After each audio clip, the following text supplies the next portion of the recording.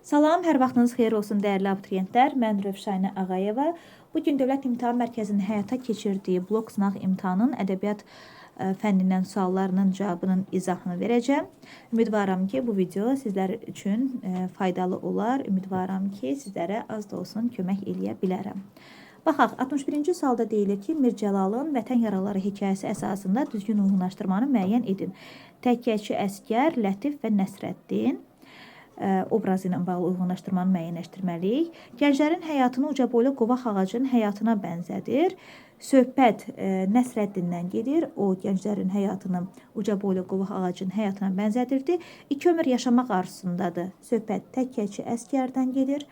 Həkimin onun sağalması ilə bağlı ümidi gerçəkləşir. Söhbət Lətifdən gedir. Lətif çox bərk yaralanmışdı, ancaq həkim onun sağalacağına olan ümidini itirmirdi. Tarında ifa olunacaq çarkah səsini cəbhədə işləyəcəyinə inanır. Söhbət Nəsrəddindən gedir və məktub almaq ümidi ilə ünvanının direktora verilməsini istəyir. Söhbət yenə də Lətifdən gedir. Yəni 1B, 2C, 3AD. Testimizin doğru cavabı olacaq B variantı. Baxaq 62-də nə deyilir? Deyilir ki, Nəcəb Əvəzirovun Müsbət Fəxrəddin əsərində hadisələrin baş vermə ardıcıllığını müəyyən edin. Hürri nənə Rüstəm bəyin planından Fəxrəddini xəbərdar edir. Fəxrəddin anası Mələk xanımın qisas istəyinə rədd cavabı verir. Məhrəm dostu Fərhadın Fəxrəddini öldürməsinə mane olur. Səadət Gülbahar və Hürri nənəni gizlin şəkildə evdən çıxarır. Cahangir bəyin həbsxanada cəza çəkdiyi məlum olur. Baxın dostlar, sizin olmazsa olmaz suallarınızdan biri mütləq ki, əsərdəki hadisələrin ardıcıllığı sualıdır. Ona görə də siz istənilən əsəri oxuyarkən oradakı hadisələrin ardıcıllığına diqqət yetirməlisiniz. Bu dəfə Müsbət Fəxrəddindən düşüb, gələn dəfə Nurəddindən düşə bilər, o birisi dəfə Müsyo Jordandan düşə bilər. Yəni, bu əsər dəyişə bilər. Bu cür hallarda nə edirsiniz? İlk olaraq birinci və sonuncu hadisəni müəyyənləşdirirsiniz. Məsələn, bu tezdə ilk baş verən hadisə, 2-də baş verən hadisədir. Yəni, Fəxrəddinin anası Mələk xanımın qisas istəyinə rədd cavabı verməsi. Sonuncu baş verən hadisə isə 5-cidir. Yəni, Cahangir bəyin həbsxanada cəza çəkdiyinin məlum olunması. Yəni, 2 ilə başlayıb 5 ilə bitən variantı tapmalıyıq. Baxsaq görərik ki, verilən variantlar arasında yalnız B-də bu cürdür. Yəni 2 ilə başlayıb 5 ilə bitir. Nə C, nə Y, nə D, nə də A doğru cavabımız ola bilməz. Testimizin doğru cavabı olacaq B variantı. Baxaq görə 63-cü testdə nə deyilir? 63-də deyilir ki, Səməd Vurğunun Vaqif əsəri ilə bağlı doğru fikirləri müəyyən edin. Eyni obrazdan həm şad, həm də bəd xəbər alır. Burada deyəsən texniki qüsur baş verib. Çünki bu obraz səciyyələndirməsinə aid olan fikirdir. Əsərlə bağlı doğru fikrə uyğun gəlmir. Yəqin ki, texniki qüsurdur bu. Bir də olan fikri çıxaq. Şeyxin nitqi və fəaliyyəti onun xarakteri barədə aydın təsəvvür yaradır. Bəli, doğru fikirdir. Vəzir Vaqifi dinsizlikdə ittiham edir və öldürülməsinin vacibliyini vurğulayır. Bunu eləyən vəzir deyildi. İbrahim xanın Dağıstana qaçmasını Qacara Şeyx xəbər verir. Bəli, doğru fikirdir. Vaqif Qacar qarşı durmasında müəllifin doğma ana dilinə olan sevgisi də öz əksini tapıb. Bu da doğru fikirdir. Yəni 63-cü testimizin doğru cavabı 2, 4, 5 A variantı olacaq. Baxaq 64-də deyilir ki, Basatın Təpəgözü öldürdüyü boyla bağlı doğru olmayan fikri müəyyənləşdirin. Yəni yanlış fikir tapmalıyıq. Yayı tərif olunan Basat həmin yayla qınsız qılıncı əldə etməyə müvəffəq olur. Bəli, doğru fikirdir. Belə ki, onun yayını Qapaqqan qocanın arvadı, qarısı yəni tərif edirdi və o məhz həmin tərif olunan yayla qılıncı əldə etməyə nail olur. Qazan xan Təpəgözü qaplana, quduz aslana bənzədir. Doğru fikirdir. Basata söyləyir bu fikirləri və məsləhət görür ki, Təpəgözün yanına getməsin. Qapaqqan qocanın qarısı Aruza müjdəli xəbər çatdırır. Doğru fikirdir. O Aruza Basatın qayıtması xəbərini çatdırır. Dədə Qorqud Təpəgözü ona yemək bişirmək üçün 2 adam verilməsinə razı salır. Yanlış fikirdir. Dədə Qorqud buna razı salmır. Təpəgöz özü istəyir. Qardaşının ölüm xəbərini eşidən Basat onun üçün ağı deyib ağlayır. Bəli, bu da doğru fikirdir. Yəni 64-cü testimizin doğru cavabı olacaq D variantı. Baxaq 65-ə. Deyilir ki, Seyid Əzmi Şirvaninin Güş qıl müxəmməsi ilə bağlı doğru fikirləri müəyyənləşdirin. Müəllif fikirlərini əsaslandırmaq üçün məqsədli şəkildə dini rəvayətə müraciət edir. Doğru fikirdir. Müğənninin oxuduğu mahnılar yer üzündə nə varsa hamısını heyran edir. Yanlış fikirdir. Əsərdə Arfeyin məlahətli səsinin ətraf aləmə göstərdiyi təsirdən heyranlıqla danışılır. Yanlış fikirdir. İnsan musiqidən həzz almalı, onun hikmətini anlamalı, sirrini duymağı bacarmalıdır. Bəli, doğru fikirdir. Özünü ziyalı sayan hər bir şəxs musiqidən zövq almağı bacarmalıdır. Xeyr, bu yanlış fikirdir. Yəni 65-ci testimizin doğru cavabı olacaq 1-4 A variantı. 66. Xəlil Rıza Ulutürkün Qaytar mənim qüdrətimə Azərbaycan şeiri ilə bağlı doğru fikirləri müəyyənləşdirin. Lirik qəhrəman özünü Həzrəti Əlinin qılıncına bənzədir. Bəli, doğru fikirdir. Belə bir bənzətmə var. Sovet hakimiyyətinin xalqa yaşatdığı əzablardan söz açılır. Yanlış fikirdir. Xocalı dəhşətini min illərlə anmağın labidliyi vurğulanır. Bəli. Müəllif bunun vacibliyini bildirir. Düşmən 6 milyardlıq hörümçək dəstəsinə bənzədir. Hörümçəyə bənzətmə var, amma 6 milyardlıq məsələsi bundan bağlı deyil. Vaxtsız gedən gənclərin qisasının alınacağına ümidlə yanaşılır. Bu da doğru fikirdir. Yəni 66-cı testimizin doğru cavabı 1, 3, 5 C variantıdır. 67. Cümləni tamamlaya bilməyən fikri daha doğrusu müəyyənləşdirin. Nəsiminin Sığmazam qəzəlinin lirik qəhrəmanı bütün yaradılmışların onun özündə təcəlli etdiyi fikrindədir. Doğrudur. Axıcı ruh bağışlasa da ruhunun vücuduna sığmadığını bildirir. Yanlışdır. Deyir ki, ruh-i rəvan bağışlaram, ruh-i rəvana sığmazam. Yəni vücuduna sığmadığını demir. Fikirlərini hökm şəklində dilə gətirir, qətiyyətlidir. Bəli, doğru fikirdir. Məkana sığmamasının səbəbini məkansız gövhər olması ilə əlaqələndirir. Bəli, deyir ki, gövhər ilə məkan mənəm, kövn məkana sığmazam. Yəni məkansız gövhərəm, ona görə də məkana sığmıram. Onu şərh etməyə çalışanları susmağa çağırır. Bəli, deyir, kəs səsini və əbsəm ol, şərh-i bəyanə sığmazam. Yəni 67-ci testimizin doğru cavabı B variantı. 68 deyir, cümlədəki nöqtələrin yerinə hansı müəllifin adı yazıla bilməz? Bilmirik hansı müəllif, kimi, Vaqifin də yaradıcılığında məhəbbətin tərənnümü mühüm yer tutur. Lakin Vaqifin məhəbbət mövzusunda yazdığı əsərlərdə ilahi, sufiyanə deyil, real, gerçək eşq tərənnüm olunur.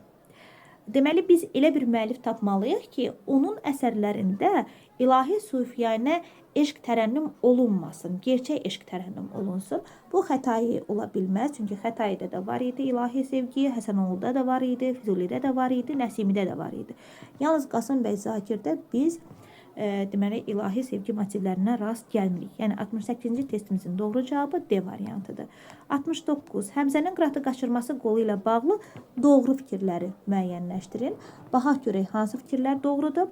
Koroğlu dəyirmançıya buğda üyüdüb çörək pişirməyə tapşırır. Yanlış fikirdir. Özü üyüdür, özü bişirir. Hasan Paşa Koroğlu'dan igidliyin şərtlərini soruşur. Yanlış fikirdir. Koroğlu özü sadalayır ona igidliyin şərtlərini. Hasan Paşa deyir ki, mən Koroğlu'nun atını getmişəm, igidlik eləmişəm. Koroğlu da deyir ki, bax, igidlik bunlardır, sən onlardan yalnız birini eləmirsən. Nigar xanımın Koroğlu'nu qədir bilməzlikdə günahlandırır. Bəli, Nigar xanım Koroğlu'nu qədir bilməzlikdə günahlandırır. Qədrini nə bilir? Bir-birindən orada şeirlə sanki deyişirlər. Dona xanım onu Həmzəyə verən atasına etiraz edir. Narazı olsa da etiraz eləmir. Yanlış fikirdir. Koroğlu Həmzənin onu necə aldatdığını Çənlibeldə dəlillərə danışır. Bəli, bu da doğru fikirdir. Yəni 69-cu testimizin doğru cavabı olacaq A variantı. 70. İsmail Şıxlının Namərd gülləsi hekayəsi haqqında verilmiş fikirlərdən biri yanlışdır. Səhv olan fikri tapmalıyıq. Milli xarakteri təcəssüm etdirən Niftalı Koxa el obasının təəssübünü çəkir. Doğru fikirdir. Kərəm Niftalı Koxaya əks mövqedə dayansa da onları bir-birinə bağlayan milli dəyərlər mövcuddur. Bəli, bu da doğru fikirdir. Namərdliyi təmsil edən mürşid ona yardım edən birini öldürməklə nanəcibliyini sübuta getirir. Bəli, tamı-tamına doğru fikirdir. Kərəmin Niftalı Koxanın haranə yetişməsinə səbəb onun da uşaqlıq dostu kimi kişilik qanunları ilə yaşamasıdır. Bu da doğru fikirdir. Niftalı atasından fərqli olaraq onun qapısına pənah gətirən mürşidə arxadayaq çıxır. Yanlış fikirdir. Çünki Niftalının atası da mürşidə arxadayaq çıxmışdı. Atasından fərqli olaraq deyil. Baxaq 71-ə deyilir ki, Aşıq Ələsgərin bir ay yarım Novbahardan keçəndə qoşması ilə bağlı doğru fikirləri müəyyən edin. Qoşmada igid oğulların vətəni qoruya bilmədikləri ürək ağrısı ilə vurğulanır. Bu yanlış fikirdir. Doğru fikir kimi dəyərləndirə bilmərik. Dağların məlu görkəm alması aşığın diqqətindən yayınmır. Bəli, doğru fikirdir. Öz elindən obasından ayrı düşən aşığın kədəri fərdi yox, ictimai mahiyyət daşıyır. Bəli, doğru fikirdir. Dağların müxtəlif fəsillərdə aldığı görkəm tərənnüm edilir. Bu, digər qoşmaya da olan fikirdir. 4 fəsildə aldığı görkəm məhz birinci qoşmada tərənnüm olunur. bahar fəsli yaz ayları gələndə qoşmasında vətənin dar günündə dağların aldığı qəmli mənzərə əhatəli təsvir edilir. Bəli, doğru fikirdir. Yəni testimizin doğru cavabı 2, 3, 5 D variantı olacaq. 72. Axundzadənin Hekayət Müsyo Jordan əsəri ilə bağlı doğru fikri müəyyənləşdirin. Yəni biz doğru fikri tapmalıyıq. Baxaq görək. Şəhribanu xanımın fikrincə Müsyo Jordanın əsas günahı Şahbaz bəyə Paris qadınlarının şəkillərini göstərib onu yoldan çıxarmaqdır. Xeyr, yanlışdır. Şahbaz bəyin fikrincə qamışlıqdan çıxmaq üçün mütləq Parisə getməlidir. Bəli, o düşünür ki, Parisə gedib fransız dilini öyrənməklə bu qamışlıq adlandırdığı mühitdən çıxa bilər. Şərəfnisənin ağlamağının səbəbini Şəhribanu xanıma Xampəri çatdırır. Yanlış fikirdir. Ağladığını söylüyor. Ağlamağının səbəbini söyləmir. Köhnəliyi təmsil edən Məstəli Şah maskalansa da əsl simasını xanımlardan gizlədə bilmir. Çox da qəşəng gizlədə bilir. Hatəmxan ağanın ailə üzvləri Müsyo Jordanı yaxşı adam hesab etmirlər. Yanlışdır. Yaxşı adam hesab edirlər. Sadəcə olaraq onun Şahbaz bəyi Parisə aparması fikri ilə razılaşmaq istəmirlər. 73. Mirzə İbrahimovun Azad hekayəsi ilə bağlı doğru fikri müəyyən edin. Əsərdə Azərbaycan adı altında yalnız Cənubi Azərbaycan ərazisi nəzərdə tutulur. Yanlışdır. Azadın vəsiyyətin gerçəkləşməsi Səlimə xanıma mənəvi təsəlli verir. Yanlış fikirdir. Əsərdəki hadisələr 1920-ci ildə baş verən Xiyabani hərəkəti dövründə təsadüf edir. Xeyr, yanlışdır. Milli azadlığa qovuşma fikri əsərin əsas ideyasını təşkil edir. Bəli, doğru fikirdir. Azadın yarımçıq təhsil alması ona inqilabın məqsəd və məramlarını dərk etməyə mane olur. Bu da yanlış fikirdir. Yəni 73-cü testimizin doğru cavabı olacaq D variantı. 74. Şəhriyarın Türkün dili əsəri ilə bağlı doğru fikirləri müəyyən edin. Şeirə dəyər verə bilməyən insanlar nadan və cahil hesab edilir. Belə bir fikir yoxdur bu şeirdə. Əsər qəzəl janrının tələblərinə cavab verir. Bəli. Lirik qəhrəman sözü cəvahirlə müqayisə edir. Bəli, doğru fikirdir. Şeirdə xalqın əlindən tutanlar əsl insan hesab edilir. Bu da doğru fikirdir. Əsərdə xalq şeiri klassik şeirdən üstün tutulur. Xeyr, yanlış fikirdir. Yəni 74-cü testimizin doğru cavabı 2, 3, 4 D variantı. 75. Cədvələ əsasən Axundovun Nurəddin hekayəsinin məzmununa aid uyğunsuzluğu müəyyən edin. Uyğunsuzluq istənilir bizdən. Cənətəli xəstə olduğu üçün Nurəddini dilənməyə göndərir. Doğru fikirdir. Doğrunun qarşısında doğru yazılıb uyğunluq gözlənilib.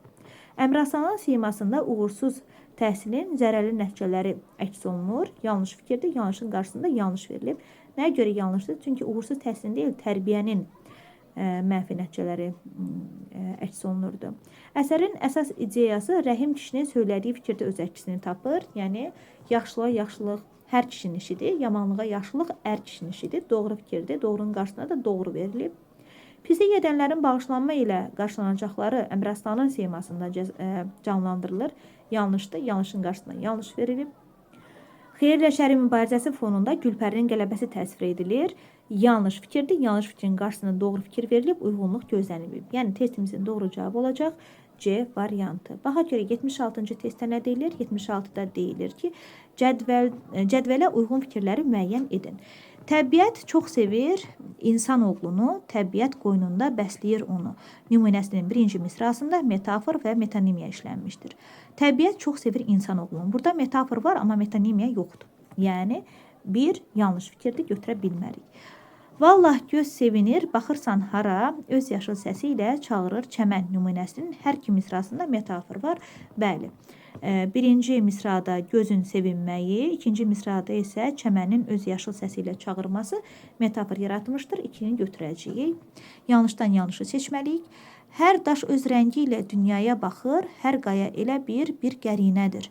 Nümunəsinin birinci misrasında metafor və təşbeh var. Hər daş öz rəngi ilə dünyaya baxır. Daşın dünyaya baxması metafordur, amma burada təşbeh yoxdur. Yanlışdır. Yanlışdan yanlışı götürürük. Yazın laləsidir al yanaqların, yaqut kənarıdır gül dodaqların nümunəsində təşbeh və epitet işlənmişdir. Bəli. Yazın laləsidir al yanaqların bu təşbehdir. Yaqut kənarıdır gül dodaqların. Gül dodaq isə epitetdir. Bu doğrudur. Doğrunu götürə bilmərik. Bizə yanlışdan yanlış lazımdır. Yəni 76-cı testimizin doğru cavabı 2 və 3 C variantıdır. 77. Xurşidbanu Natıvan əsəri haqqında doğru fikirləri müəyyən edin. Seyid Hüseyin Nəvvaba həqiqi azadlığının şərtlərindən bəhs eləyir. Yanlış fikirdir. Məliküddövlə farslaşdırma siyasətinin Azərbaycanlıların xoşbəxtliyi hesab edir. Bəli, təsvirlər olsun ki, belə hesab eləyir, doğru fikirdir. Hidayət xan Xurşid Banunun ağ çəkdirmək planını alqışlayıb ona dəstək olur. Belə olsa nə var idi? Yanlış fikirdir. Şahzadə xalqı qaragüruh adlandıraraq onların başında möhkəm hökmdarın gərək olduğunu bildirir. Bəli, doğru fikirdir. Mirzə Ruhullah canişinin niyyətini başa düşüb Xurşid Banuya Şuşaya qayıtmağı təklif edir. Yanlış fikirdir. Yəni 77-ci testimizin doğru cavabı 2 və 4C variantıdır. 78. Hüseyin Cavidin ana faciəsindəki Səlma ana sürəti ilə bağlı doğru fikirləri müəyyən edin. Gördüyü qanlı röyalar sonda çin çıxır. Doğru fikirdir. Baş verən faciələri özünün bəxtsizliyi ilə əlaqələndirir. Belə bir fikir yoxdur, yanlışdır. Maarifpərvərdir, humanist düşüncəyə sahibdir. Humanist düşüncəyə sahibdir, ancaq maarifpərvər adlandıra bilmərik, yanlışdır. Səlmi Muradı öldürmək istəyindən qarşı çıxır. Doğrudur. İntiqam hissi ilə yaşadığı üçün mənəvi böhran keçirir. İntiqam hissi ilə yaşamır o. Yəni 78-ci testimizin doğru cavabı 1 və 4D variantıdır. Baxaq 79-a görək. 79-da nə deyilir? Burada biraz qarışıb aləm bir-birinə. Baxaq görək. Aha. Bax görək 79-da nə deyilir?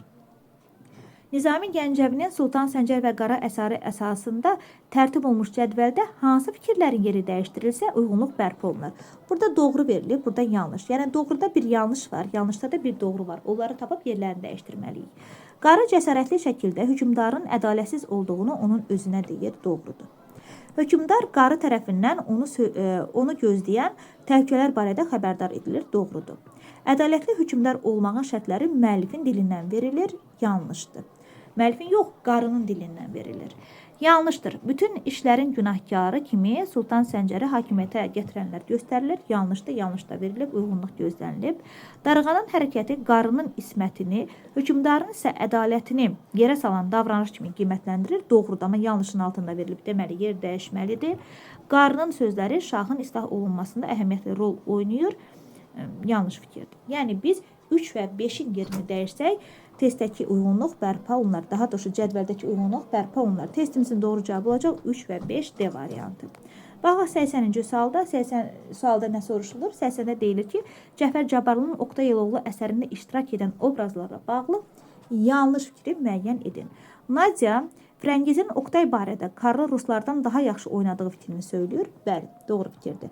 Yəni Frəngiz bu fikirdə olur ki, Oqtay Karlı ruslardan daha yaxşı oynayır və bu fikri dilə gətirən Nadia olur. Bu doğrudur. Rüstəm səhnəyə çıxmaq üçün qılıncının olmadığını bildirir. Bu doğrudur. Şəkinski gec gəlməsinin səbəbini oruc açması ilə əlaqələndirir. Xeyr, bunu əlaqələndirən Şəkinski deyildi. Səməd xalq üçün özünü şəhid etməyin qiymətləndirilmədiyini qənaətindədir. Bəli, Səməd Oqtayla olan diyaloqunda bunu bildirir ki, xalq üçün özünü şəhid etmək, yəni onsuz da dəyərləndirilmir. Bu doğru fikirdir. Dursun üzüyü İvanovskiyə verdiyini, indi də işçilərin getdiyini bildirir. Bu da doğru fikirdir. Yəni testimizin doğru cavabı olacaq C variantı. Daha görək 81-də nə deyilir? Deyilir ki, Euler-Venn diaqramında sual işarəsinin yerinə yazıla bilən fikirləri müəyyən edin. Yəni durnalar və hərf yoxdur qoşması üçün ortaq cəhətləri müəyyənləşdirməliyik. Görək hansılar ortaqdır. Heca vəzninə qoşma janrında yazılmışdır. Doğrudur. Məhəbbət lirikasına aiddir. Əlbəttə ki, yanlışdır. Müəllifin subyektiv münasibəti əks olunmuşdur. Baxın, lirik növünün janrıdır hər ikisi. Lirik növdə nə olur? Obyektə subyektiv münasibət olur. Yəni, doğrudur. Rədifdən istifadə edilmişdir. Bəli, durnalar qoşmasında da, hərfkir yoxdur qoşmasında da rədifdən istifadə edilib. Hər bəndindən müraciətə yer verilmişdir. Yanlışdır. Yəni, 81-ci testimizin doğru cavabı 1, 2, 4 D variantıdır. 82. Cəlil Məmmədquluzadənin Anamı kitabı əsərində senzor Mirzə Cəfərin qardaşların mənzilində axtarış aparmasının səbəbi nə idi? Qonşuların tez-tez dava dalaş edərək səs-küy salan qardaşlardan şikayəti deyil. Bəzi pis fikirli adamların qardaşlarının fəaliyyəti haqqında hökumətə verdiyi yanlış məlumat. Bəli, doğru fikirdir. Müxtəlif dillərdə danışan qardaşlara aid kitabların qeyri-qanuni olması yanlış fikirdir. Rüstəm bəyin sədr olduğu cəmiyyət-i xeyriyyədən edilən çoxsaylı şikayət yanlışdır. İnsanları öz milli adət-ənənələrindən uzaqlaşdırmağa təhrik etmələri, bu da yanlış fikirdir. Yəni 82-ci testimizin doğru cavabı B variantı. Nəğmələrlə bağlı doğru fikirləri müəyyənləşdirin. Təbiət hadisələri əlaqəli təsəvvürlər əks olunur, doğrudur. Xalqın güzəranı ilə bağlı nəğmələr məişət nəğmələridir. Xeyr, xalqın güzəranı ilə bağlı nəğmələr mərasim nəğmələridir. Yanlış fikirdir. Həm nəzm, həm də nəsr olan nümunələr mövcuddur. Nəğmələr yalnız nəzmdən olur, yanlışdır. Müxtəlif şeir şəkillərində olur. Bəli, doğrudur. Məsələn, oxşamalar həm ikilik, həm də dördlük şeir şəklində ola bilir. Öz əksini dastanlarda tapanı var. Bəli, qəhrəmanlıq nəğmələri öz əksini dastanlarda tapa bilir. 1, 4, 5 olacaq 83-cü testimizin doğru cavabı. Görək 84-də nə deyilir? Baxaq 84-də. Deyilir ki, Füzulinin Məni candan usandırdı qəzəlinin lirik qəhrəmanı ilə bağlı doğru fikirləri müəyyənləşdirin. Baxaq. Çəkdiyi zülüm və əzablardan usanmayaraq eşqinə sadiq qalır. Xeyr, o usanmışdı. Məni candan usandırdı. Cəfadan yar usanmazmı? Ümidini itirmir, bir gün sevgisinə qovuşacağına əminliyi dilə gətirir. Bu da yanlış fikirdir. Göz yaşlarını baharın axar sularına bənzədir. Bəli, doğru fikirdir. Onun qınayanların haqsız olduğu fikrindədir. Bu da doğru fikirdir. Sevdiyindən ayrı qaldığı günləri hicran dolu günlər kimi təqdim edir. Yanlış fikirdir. Yəni 84-cü testimizin doğru cavabı 3 və 4 olacaq. 85. Cədvələ əsasən Mirzə Əkbər Sabirin əkinci şeiri ilə bağlı uyğunluğu müəyyənləşdirin. Baxaq, görək, yəni doğrunun altından doğruları seçməliyik, yanlışın altından yanlışları seçməliyik. Doğrudur, məzlumluq və zalımlıq qarşılaşdırılıb, doğrudur. Satirik monoloqa yer verilib, bəli, doğrudur.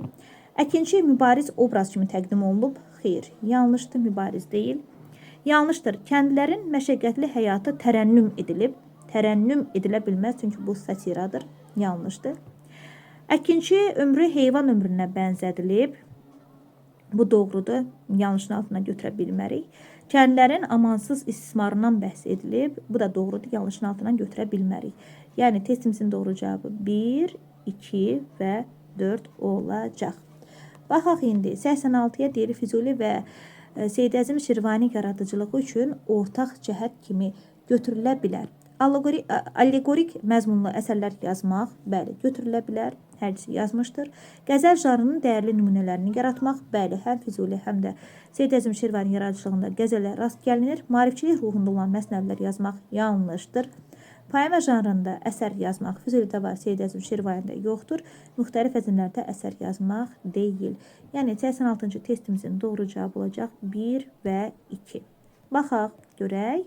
87-də nə soruşulur? Deyir, İvan Krılovun ağac təmsilinə əsasən uyğunluğu müəyyən edin.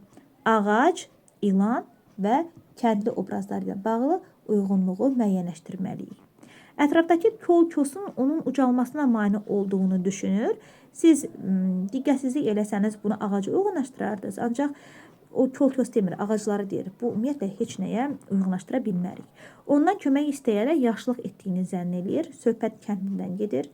O elə bilir ki, ağaca yaxşılıq eləyib. Verdiyi səhv qərar sonunda faciəvi olmasına gətirir. Sonunun faciəvi olmasına gətirib çıxarır. Verdiyi səhv qərar sonunun faciəvi olmasına gətirib çıxarır. Söhbət ağacdan gedir. 1-C yazırıq. Etdiyi hərəkətin yanlış olduğunu anlayır. Bu barədə fikir yoxdur. Ağıllı məsləhətləri ilə düzgün yol göstərir. Söhbət ilandan gedir. Yəni 1C, 2Y, 3B. Testimizin doğru uyğunlaşdırması bu cür olacaq. İndi gəldik, çatdıq deməli mətn testinə. Görək, orada sizdən nə soruşulub. Baxaq. Kəsildim. Nagah badi sərsər əsti üzümə, ömür bostanımın tağı kəsildi. Öz əlimlə xəta dəydi özümə, bədəndən qolumun sağı kəsildi. Qəzə tutdu, kədər məni budadı. Ağlatdı dostları, güldürdü yadı. Zəhrimara döndü ağzımın dadı, əlimdən şərbətim ağı kəsildi. Könlüm yasdan çıxmır, qəlbim qaradan. Bu dərdi möhnətdən, bu macəradan. Dövlət getdi, hörmət qalxdı aradan. Qapımızdan dost ayağı kəsildi. Müqərrərdir, qaçmaq olmaz ölümdən. Fələyin qılıncı dəydi belimdən. Bir tülək tərlanım getdi əlimdən. Ürəyimin bəndi bağı kəsildi. Qul ələskər, işin müşküldür müşkül. Dərdini deməyə yoxdur əhli dil. Döy başına, fəğan eylə müttəsil. Daha deyib gülmək çağı kəsildi. Aşıq Ələskərdən belə bir şeir nümunəsi verilib, görək nə deyilir. Deyir, mətnə əsasən Doğru fikri seçin və seçiminizi əsaslandırın. Deməli, şeirdə müəllifin kədəri ictimaidir, yoxsa şəxsidir? Əlbəttə ki, şəxsidir. Necə əsaslandıra bilərik? Baxın, orada deyilir ki, öz əlimlə xəta dəydi özümə.